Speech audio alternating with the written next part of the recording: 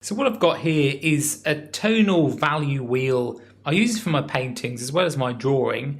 And a quick exercise for you tonight to try is to download the tonal value strip, which is on a horizontal rather than the circle, and to try and match the tones that are there with your pencils. So here's just a couple of pictures to illustrate how you'd use the tonal strip. If you've drawn this out with the pencils, being of course leaving the first one white and then experimented with the HB to do the very lightest tone and the 9B, or even really hard with the 7B to try and get as dark as you can. What you can do with it, because it's quite hard when you're first trying to judge tones with your eye, it's hard for you to believe how dark an area will be. For example, if we were looking at the cheek on this Michelangelo drawing, initially your brain will say that looks quite light, because it's nearly in the light of the picture.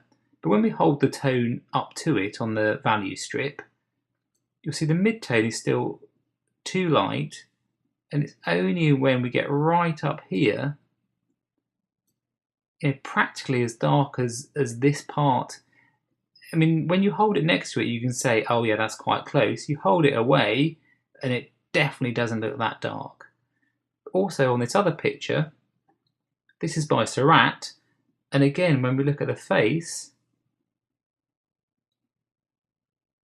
it's even darker than this. It's very close to the black tone in between the two here. But when you take it away, you don't think it's going to be as dark as that.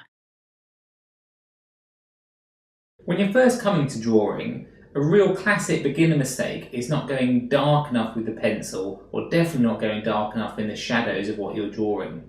This is because we've got like a shadow blindness, so that when you see a subject, you think, if I go that dark, it will look like really black, and no one wants to make a black, moody drawing. Well, some people do, but when you're first starting, you often want to make it feel nice, like a bunch of flowers or a landscape or a scene.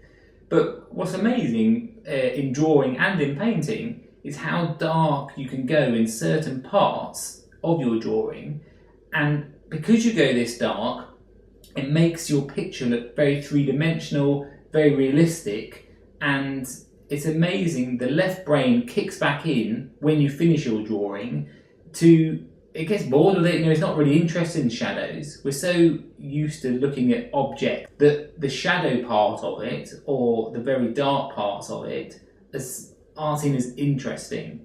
But without them, you'll get what I call a floating cup syndrome. So people will draw a cup and there'll be no shadow, there's no indication of where the light comes from. So here's an example of a painting that's got a wide tonal range in it. And if you look at how the light is falling, you've got the brightest light right here at the top and down on the t-shirt, and then the light just fades off into black. So the light's coming from this direction up high, and really you can kind of split this right across here, and this side is all getting the light on, the brightest lights up to the top. And as the light goes away into the dark, notice, say on here, how the darks are really soft. It kind of blends into the background.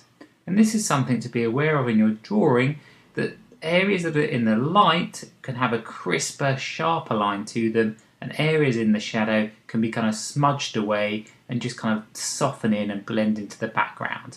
Again, if you look down here, you see how this is very soft, the blend. The edge here on the white is a lot brighter, sharper line.